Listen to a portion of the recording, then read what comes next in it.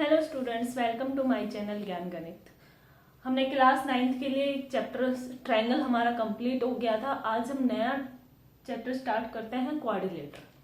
अब पहले हम आज उसके बेसिक जानकारी लेंगे, उसके बारे में जानेंगे कि क्वाड्रिलेटर किस टाइप के होते हैं और उसकी क्या क्या प्रॉपर्टी होती हैं, वो सब जानेंगे आज हम। नया चैप्टर है, एकदम नया चैप्टर है, तो पेशेंस के साथ इस चैप्टर को सीखना है। ये नहीं कि ये टफ है, ये कैसे क्या हुआ, हर चीजें आपको सीखनी है, आराम से सीखनी है, कोई जल्दबाजी नहीं करनी है। थोड़ा सा टफ है, जैसे ट्रायंगल चैप्टर था उससे हल्का सा थोड़ा सा टफ है उस चैप्टर से, लेकिन आराम से सीखोगे तो चीजें बिल्कुल आसान हो जाएंगी। ठीक है, हम स्टार्ट करते हैं क्वाड्रिलेटर। हमें पता है ट्रायंगल क्या था, ट्रायंगल की प्रॉपर्टी, ट्रायंगल 3 साइड होती है, ट्रायंगल के अंदर 3 साइड होती है और 3 ही एंगल होते हैं, और एंगल्स का सम कितना होता है 180। एंगल्स का सम कितना होता है 180। अब यहाँ पे है क्वाड्रिलेटर। अब क्वाड्रिलेटर में होती है 4 साइड, ये तो आपको पता होगा, स्क्वायर, रेक्टेंगल, पैरेललोग्राम, इन सब चीजों के बारे में पढ़ा है। आज उसकी प्रॉपर्टी के बारे में पढ़ोगे। जिसके अंदर 4 साइड होती हैं, हम उन सभी को क्वाड्रिलेटर बोलते हैं, जिसकी 4 साइड होती हैं। अब ट्रायंगल आपको पता था कितने टाइप्स की होती हैं, एंगल के बेसिस पे भी और साइड के बेसिस पे भी। इक्विलेटर ट्रायंगल, आइसोस्केल triangle, right angle triangle, scalene triangle, ऐसे ही क्वाड्रिलेटर भी होता है। क्वाड्रिलेटर में सबसे पहले हम देखते हैं स्क्वायर। ये सब चीजें आपको पता है, लेकिन फिर भी बता रही हूं। स्क्वायर, रेक्टेंगल, ट्रेपीजियम, पैरेललोग्राम, फिर आता है रोम्बस, जिसकी सारी साइड क्या होती है इक्वल। फिर एक शेप होती है काइट शेप वाला,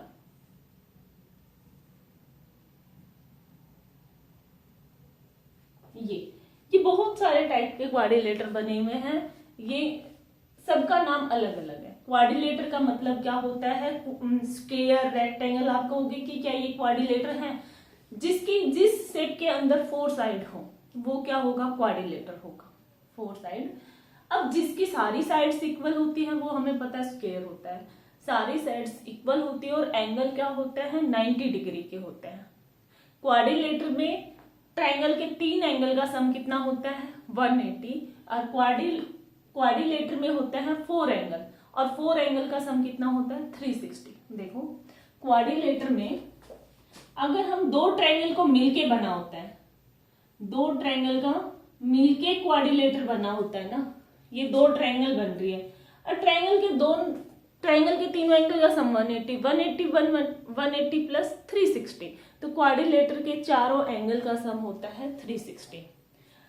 जिसकी चारों साइड्स इक्वल हो और एंगल्स कितने हो 90 डिग्री का, वो होता है स्क्वायर। उसके बाद आता है रेक्टेंगल। रेक्टेंगल की अपोजिट साइड्स इक्वल होती हैं, ये चीज बेसिक पता होगा। रेक्टेंगल की अपोजिट साइड्स इक्वल होती है, हम इनमें लेंथ, ब्रेथ ये सब बोल देते हैं, और उसकी सारी साइड्स क्या होती हैं इक्वल होती हैं।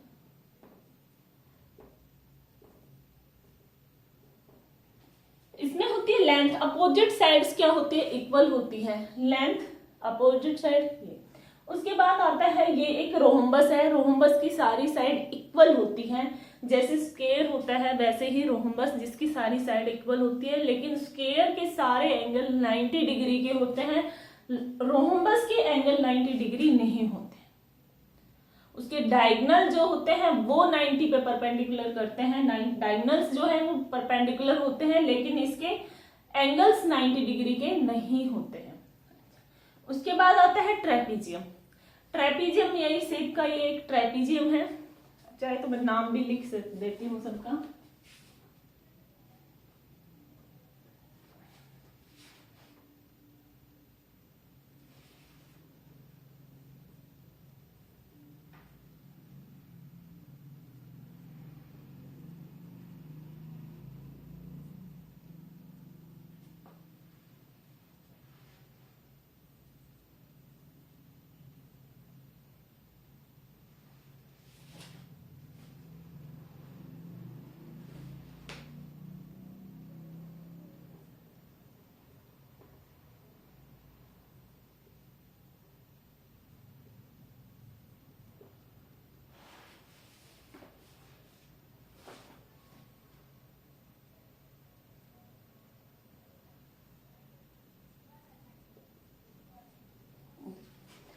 ट्रेपीजियम में क्या होता है, इसकी साइड्स इक्वल नहीं होती, इसकी साइड इक्वल नहीं होती, लेकिन ये दोनों साइड्स क्या होती है, पैरेलल होती है।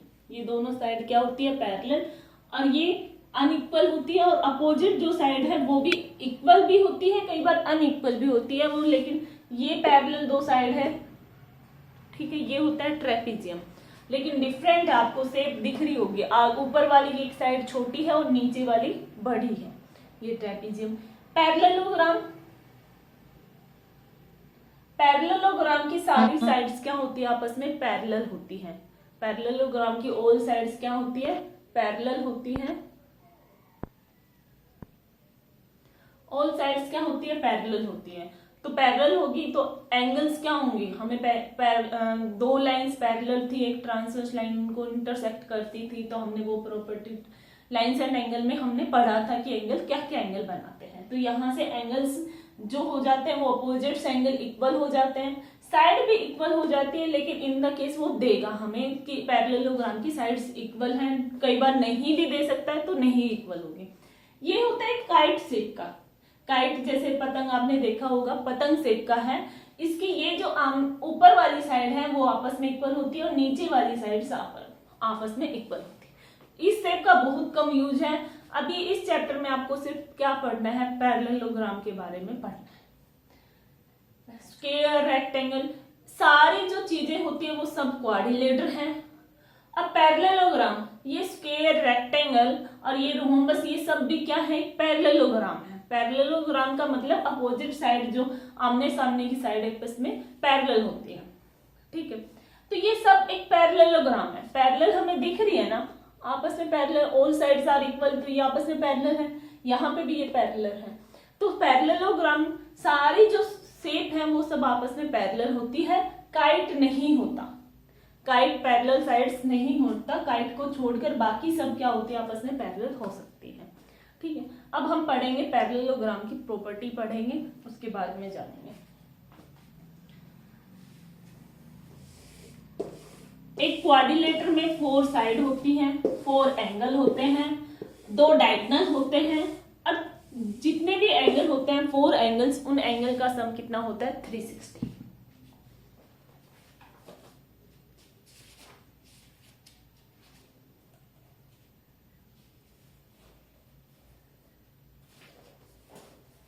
क्या कह रहे हैं कि एक डायगोनल, जो डायगोनल है पैरेललोग्राम का डायगोनल्स है वो डिवाइड इनटू 2 कॉन्ग्रुएंट ट्रायंगल। क्या कह रहे हैं, जो पैरेललोग्राम है, ये 2 पैरेललोग्राम है, ये एक ट्रायंगल है, सॉरी क्वाड्रिलेटर है, और इसका जो डायगोनल है, क्या बोल रहे हैं कि ये जो डायगोनल है इस पैरेललोग्राम का, इसको 2 कॉन्ग्रुएंट ट्रायंगल में डिवाइड करता है। जो डायगोनल है वो दोनों, ये दोनों ट्रायंगल क्या होंगी, कॉन्ग्रुएंट। कॉन्ग्रुएंट हमने पढ़ा है, ट्रायंगल जो चैप्टर है उसमें कॉन्ग्रुएंट कैसे होती है 2 ट्रायंगल, ये चीज हमने पढ़ी है। तो ये यही कह रहा है कि जब वो डायगोनल अगर उस पैरेललोग्राम को डिवाइड करता है तो 2 इक्वल पार्ट, मतलब 2 कॉन्ग्रुएंट ट्रायंगल में डिवाइड करता है। एक तो ये प्रॉपर्टी है। Parallelograms opposite side are equal, parallelogram की अपोजिट साइड क्या होती है, इक्वल होती है। अभी हमने देखा कि ये साइड्स आपस में इक्वल है, और ये पैरेललोग्राम की अपोजिट साइड्स क्या होती है, इक्वल होती है। हमने पढ़ा स्क्वायर्स की सारी साइड्स इक्वल होती है, रेक्टेंगल की अपोजिट साइड्स इक्वल होती है, फिर भी वो क्या होती है, पैरेललोग्राम होती है। तो यहाँ पे एक प्रॉपर्टी क्या आती है कि उसकी अपोजिट साइड्स क्या होती है, इक्वल होती है, ठीक। किसी केस में अगर अनइक्वल होगी तो वो स्टेटमेंट में बोलेगा कि इसकी साइड्स क्या है, अनइक्वल है, वरना आपको लेके चलना है कि इसकी अपोजिट साइड्स क्या है, इक्वल होती है। पैरेललोग्राम के जो अपोजिट्स एंगल होते हैं उनका सम वो भी क्या होते हैं, इक्वल होते हैं, और 2 एडजेसेंट एंगल होते हैं, उन दोनों एंगल का सम कितना होता है, 180। हमने ये चीज पढ़ी भी थी जब लाइन्स एंड एंगल में, ये एक ट्रांसवर्स लाइन इसको काट रही है, तो इन दोनों एंगल का लीनियर पेयर एंगल का सम कितना होता है, 180। तो यही प्रॉपर्टी इसमें लगेगी, भाई ये 2 ट्रांसवर्स लाइन है तो इन दोनों एंगल का सम कितना होगा, 180। यहां से इन दोनों एंगल का सम कितना होगा, 180। ये चीज तो हम लिख के करते हैं।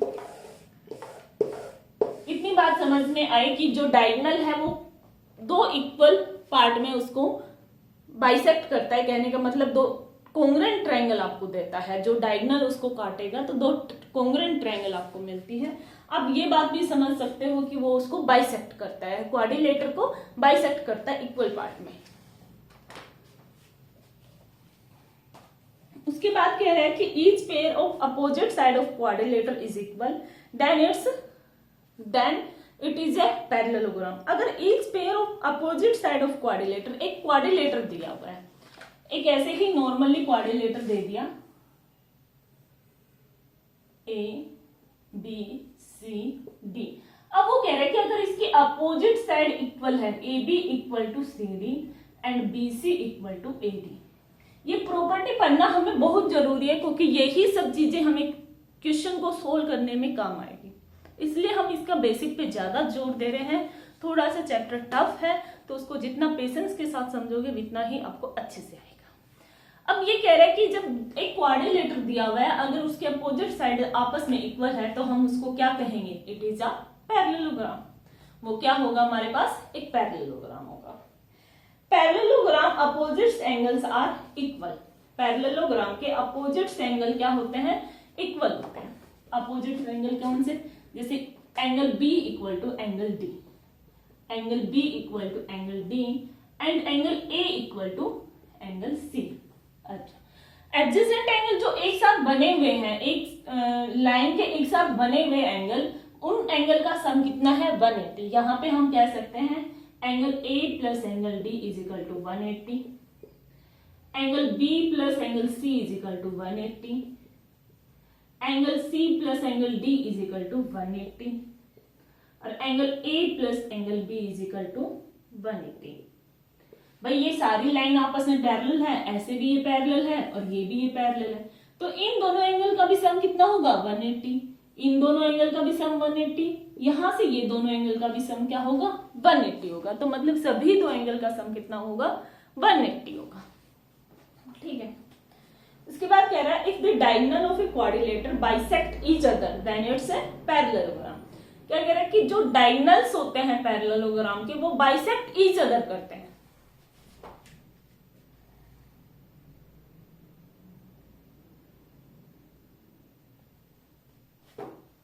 बाइसेक्ट ईच अदर का मतलब जो इसके डायगोनल्स हैं,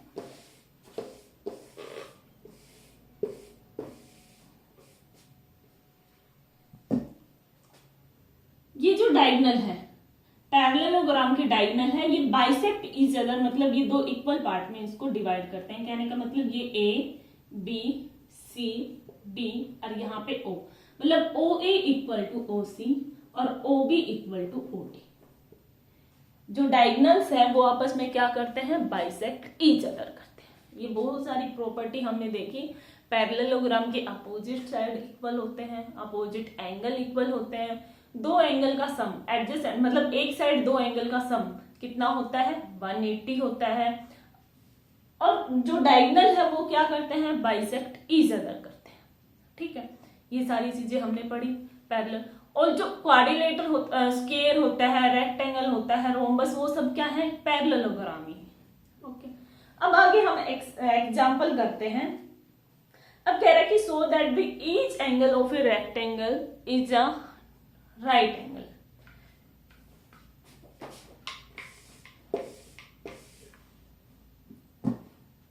एग्जाम्पल है, show that each angle of a rectangle। अभी हमने पढ़ा है कि रेक्टेंगल और जो स्क्वायर के एंगल्स होते हैं वो क्या होते हैं, 90 डिग्री होते हैं, परपेंडिकुलर होते हैं। अब आपको यही चीज आपको क्या करके दिखानी है, प्रूव करके दिखानी है।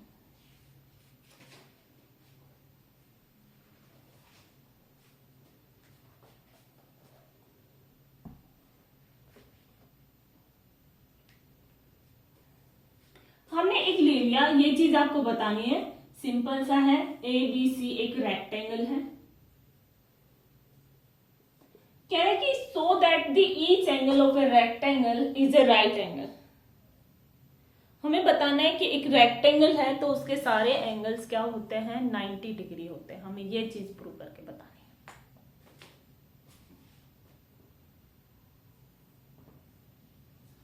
देखो, हमें एक बात, हमें ये प्रॉपर्टी पता है, ये हमने लेट कर लिया ABC इज अ पैरेललोग्राम।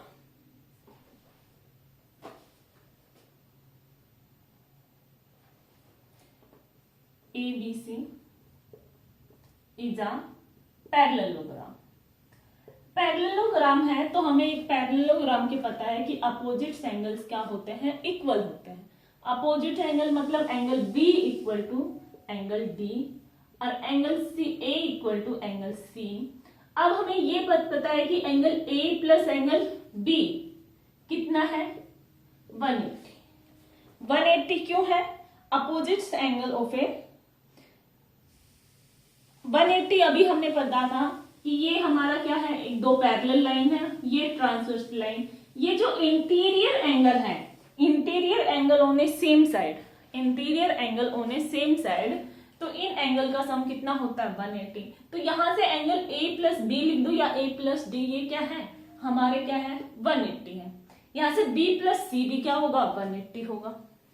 हमें दिखाना है कि सारे एंगल क्या होते हैं, 90 डिग्री का। अगर यहां से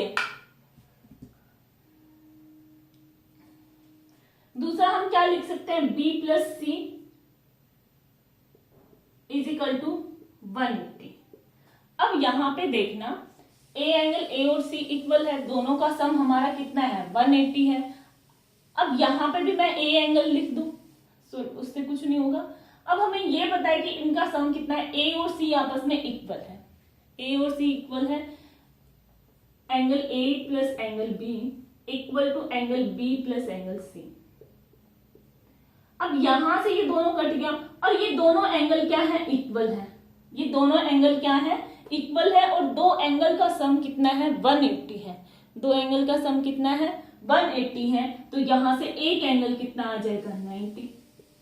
दो एंगल का सम कितना है, 180 है और यहाँ पे एक एंगल कितना आ जाएगा, 90 डिग्री। हमें यही बात प्रूव करनी है। और एंगल हमारा एक 90 डिग्री है, अपोजिट एंगल्स इक्वल होते हैं, सम ऑफ दी दो एंगल इक्वल होते हैं। तो ये हमारा क्या हो गया, एक rectangle.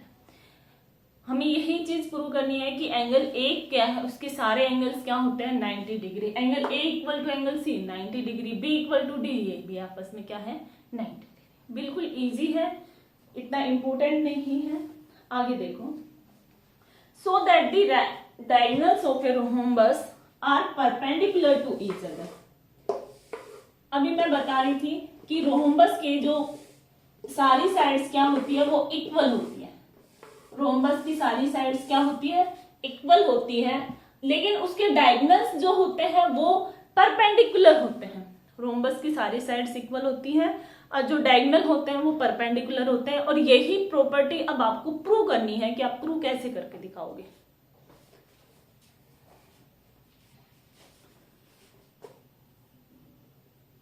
show that the diagonal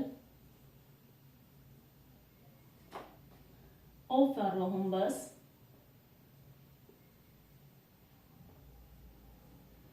are perpendicular to each other। ये सिंबल जो है ये परपेंडिकुलर का है। अब देखो, एक रोम्बस हमने बना लिया, उसकी सारी साइड्स क्या होती हैं, हमें इक्वल है। और रोम्बस क्या होती है, एक पैरेललोग्राम भी होती है। रोम्बस क्या होती है, एक पैरेललोग्राम। यहां पे ABC हमने एक रोम्बस बना लिया। गिवन आपके पास क्या क्या है, ABC इज अ रोम्बस। तो इसकी सारी साइड्स क्या होती हैं, इक्वल होती हैं। रोम्बस की प्रॉपर्टी आपको पता होनी चाहिए।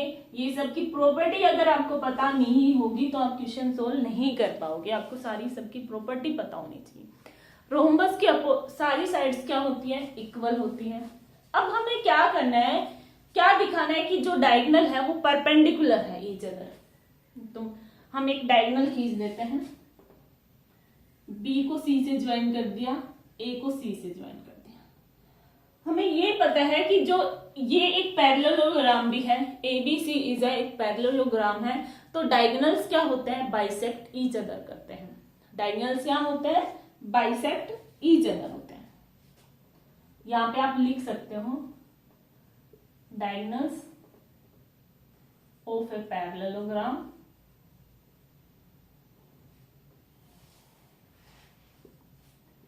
Bisect each other. कहने का मतलब यहां पे हमने O ले लिया, OA इक्वल टू OC और OB इक्वल टू OD। अब हमें तो ये एंगल जो है वो एंगल दिखाना है 90 डिग्री का। तो हम कैसे प्रूव करेंगे, एंगल दिखाना है हमें 90 डिग्री का, तो हम दो ट्रायंगल ले लेंगे। यहां से मैंने ये दो ट्रायंगल ले लिए, आप कोई भी दो ट्रायंगल ले सकते हो, किसी भी दो ट्रायंगल से आप प्रूव करके दिखा सकते हो। मैंने ये दो ट्रायंगल ले लिए, ट्रायंगल AOB और triangle AOD। In a triangle AOB and triangle AOD। अब यहां से हमें पता है डायगोनल क्या है, वो बाइसेक्ट ईच अदर है, तो OB इक्वल टू OD और OA जो साइड है वो दोनों में ही क्या है, कॉमन है, और AB इक्वल टू AD।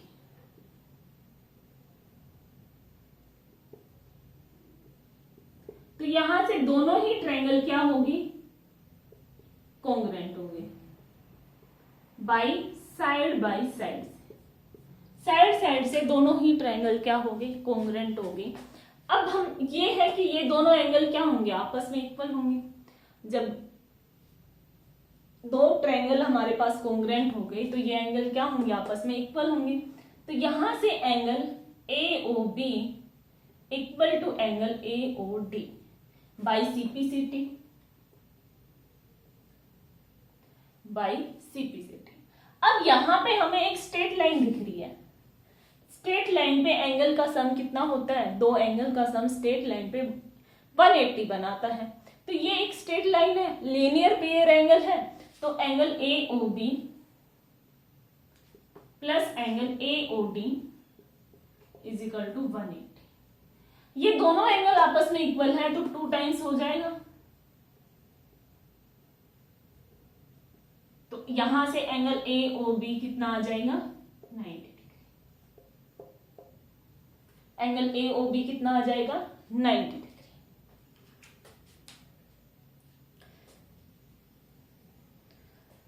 यही चीज हमें प्रूव करनी थी कि डायगोनल्स क्या होते हैं, परपेंडिकुलर ईच अदर होते हैं। तो show the diagonals of a rhombus are perpendicular each other. कैसे किया है, हमने एक पैरेललोग्राम ली है। हमें पता है कि रेक्टेंगल, स्क्वायर्स ये सब क्या होती है, पैरेललोग्राम होती है। ये पैरेललोग्राम है तो डायगोनल क्या होते हैं, बाइसेक्ट ईच अदर करते हैं। तो दो ट्रायंगल ले ली हमने, दोनों ट्रायंगल को कॉन्ग्रुएंट प्रूव कर दिया। दो ट्रायंगल ले लियो, उनको कॉन्ग्रुएंट प्रूव कर दिया। वहां से ये दोनों एंगल आपस में क्या हो गए, इक्वल हो गए। अब दो, एक पता है कि लीनियर पेयर एंगल्स का सम कितना होता है, 180 होता है। तो यहाँ पे हमने 180 दिखा दिया और एंगल हमारा क्या आ गया, 90। यहाँ पे आप लाइन लिख सकते हो, so the diagonals of a rhombus are perpendicular each other. I hope समझ आया होगा।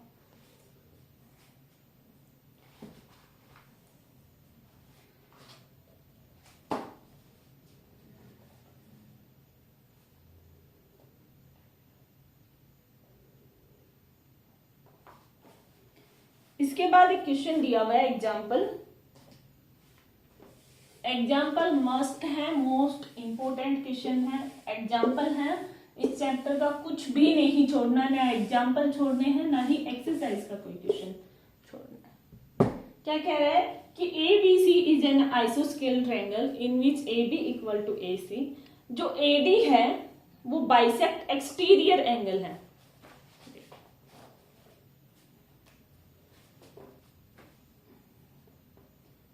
ABC is an isosceles triangle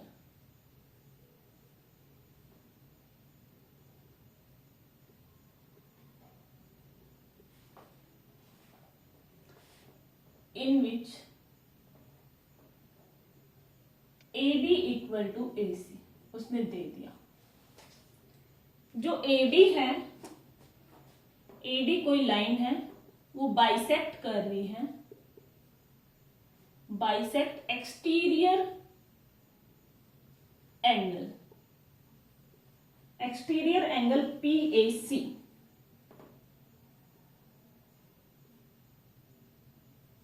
angle PAC and ACD parallel है AB, ये उसने दिया हुआ है।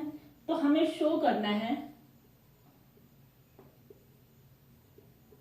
हमें क्या चीज प्रूव करके दिखानी है, angle DAC equal to angle BCA और ABCD is a parallelogram.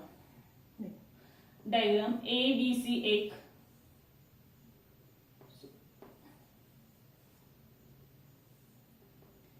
ABC एक आइसोस्केल ट्रायंगल दी हुई है। कह रहा है कि AD जो है एंगल PAC, यहां पे इसको आगे बढ़ा दिया, यहां पे P पॉइंट दिया हुआ है, AD इस एंगल को बाइसेक्ट कर रही है, इस एंगल को बाइसेक्ट कर रही है, तो मतलब इक्वल पार्ट में डिवाइड कर रही है। हमें प्रूव क्या करना है,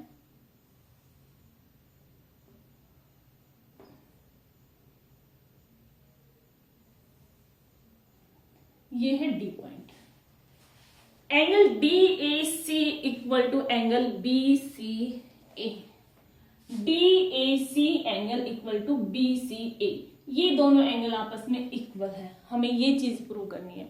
अगर ये चीज प्रूव हो गई, ये दोनों एंगल अगर आपस में इक्वल हो गए, तो ये क्या है, अल्टरनेट इंटीरियर एंगल है, अल्टरनेट इंटीरियर। तो ABCD अपने आप पैरेललोग्राम हो जाएगी। अगर हमने ये दोनों एंगल इक्वल दिखा दिए तो ABCD क्या हो जाएगी, पैरेललोग्राम। तो यहां से हमें बताना है कि ये दोनों एंगल इक्वल है और ABC एक पैरेललोग्राम, हमें ये चीज प्रूव करके दिखानी है। देखो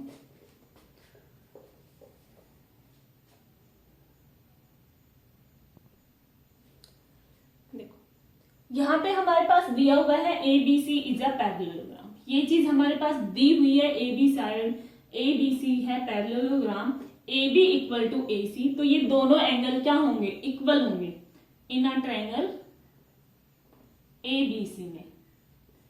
angle ABC equal to angle ACB, ACB, ये दोनों एंगल्स क्या होंगे, इक्वल होंगे, angles opposite to the equal side, angle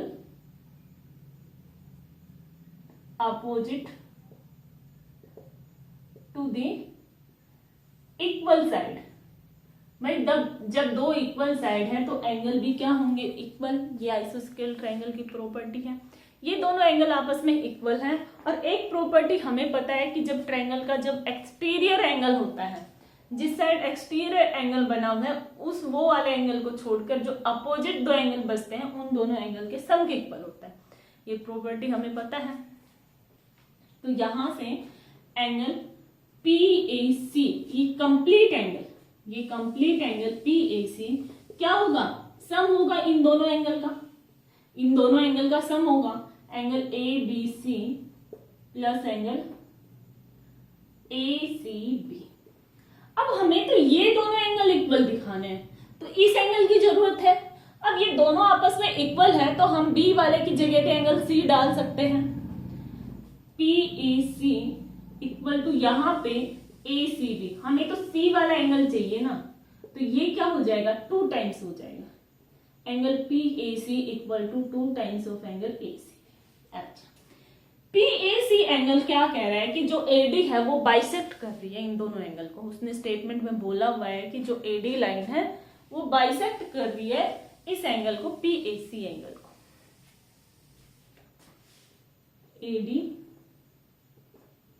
bisect angle PAC, इस एंगल को बाइसेक्ट कर रही है, तो angle PAD equal to angle DAC, ये हो जाएगा। भाई इन दोनों एंगल का हमने सम लिख दिया, बाइसेक्ट कर रही है, तो एंगल PAC को हम क्या लिख सकते हैं, 2 टाइम्स ऑफ दिस एंगल। भाई ये कंप्लीट एंगल है और ये दोनों आपस में इक्वल है, ये कंप्लीट एंगल और ये दोनों एंगल आपस में इक्वल है, तो हम इस कंप्लीट एंगल को इस एंगल का हाफ 2 टाइम्स करके लिख सकते हैं, 2 टाइम्स करके लिख सकते हैं। तो एंगल यहाँ पे PAC की जगह हम क्या लिख देंगे, एंगल PAC की जगह angle PAD plus angle DAC equal to 2 times angle PCB angle ACB। अब यहां पे हम इसको 2 टाइम्स करके लिख सकते हैं angle DAC, 2 times angle ACB। जब 2 टाइम्स इक्वल है तो इनका सिंगल भी 2 से 2 कट जाएगा, तो एंगल DACB ये हमारे पास क्या हो जाएंगे, इक्वल हो जाएंगे। ये दोनों एंगल हमारे पास क्या होगी, इक्वल। पहले ही पार्ट में हमें सिर्फ ये प्रूव करके दिखाना था। अब ये दोनों एंगल इक्वल हो गए, तो ये जो AC लाइन है ये एक ट्रांसवर्स लाइन है, AD और BC की एक ट्रांसवर्स लाइन बन गई।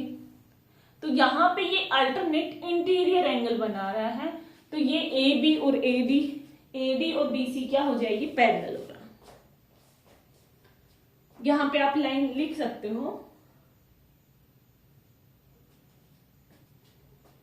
तो यहां से BC पैरेलल हो जाएगी AD, BC पैरेलल AD होगी, तो ABC हमारी पूरी क्या हो जाएगी, एक पैरेललोग्राम हो जाएगी। ऐसे ही हम BA और CD को भी पैरेलल दिखा सकते हैं, ऐसे ही हम BA और CD को भी पैरेलल दिखा सकते हैं। तो BA पैरेलल CD, तो ABCD is a parallelogram. Also BA parallel to CD, तो so ABCD is a parallelogram. ये हमारे पास क्या हो जाएगी, एक पैरेललोग्राम हो जाएगी। इतना समझ आया भाई। एक आइसोस्केल ट्रायंगल दी हुई थी और जो उसका एक्सटीरियर एंगल बना हुआ है उसको एक लाइन जो AD लाइन है वो उसको बाइसेक्ट कर रहा है। आइसोस्केल ट्रायंगल, अब वहां से बाइसेक्ट एंगल से एक पैरेललोग्राम बन रही है ABCD। हमें बताना है कि वो एक पैरेललोग्राम है और 2 एंगल दिए हुए हैं, वो प्रूव करके दिखाने हैं। हमने 2 एंगल प्रूव करके दिखा दिए, क्या कि भाई ये जो एक्सटीरियर एंगल है उन 2 एंगल का सम के इक्वल है। अब वहां से हमने उन दोनों को इक्वल दिखा दिया। जब ये 2 एंगल इक्वल हो गए तो ये एक AC एक ट्रांसवर्स लाइन बनी, अल्टरनेट इंटीरियर एंगल बने ना। जब 2 अल्टरनेट इंटीरियर एंगल अगर इक्वल हैं तो AD पैरेलल BC होगा, AD पैरेलल BC होगी, तो ऐसे ही AB पैरेलल CD। ऑल्सो वो आपको प्रूफ करके नहीं दिखाना कि हम AB और CD को कैसे दिखाएं, आप ऑल्सो AB पैरेलल CD। जब सारी साइड्स पैरेलल हैं तो ABCD एक क्या होगी, पैरेलल होगा। ठीक है, आई होप आप सबको समझ आया होगा। ये चैप्टर लंबा चलेगा, थोड़ा सा पेशेंस के साथ आपको समझना है। ये नहीं, जल्दबाजी नहीं करनी है। क्वेश्चन में क्या लिखा है क्या नहीं लिख रहे, वो सारी चीजें आपको समझनी पड़ेगी। आई होप यहाँ तक आप सबको समझ आया होगा। आगे हम कल करेंगे कंटिन्यू। आज के लिए इतना ही। Thank you so much. Have a nice day.